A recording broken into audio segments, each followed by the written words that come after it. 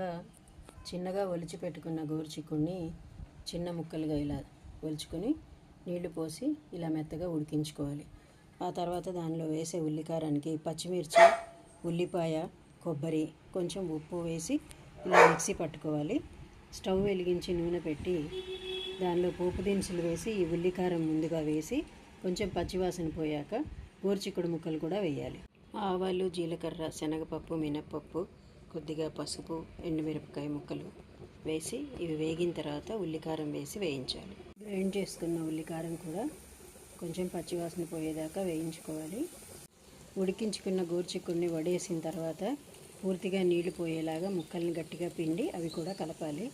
ఇప్పుడే కొద్దిగా ఉప్పు సరిపోయిందో లేదో చూసుకొని అవసరమైతే మరి కాస్త ఉప్పు వేసుకోవాలి. మిక్సీ వేయడం, ఉడికించడం చేసేసుకుంటే ఒకేసారి 5 నిమిషాల్లో తయారైపోయే అద్భుతమైన గోరుచిక్కుడు ఉల్లికారం కూర రెడీ.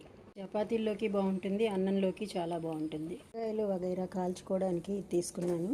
దీని మీద చపాతీలు అలా వేడి చేస్తున్నాను. చపాతీ గోరుచిక్కుడు.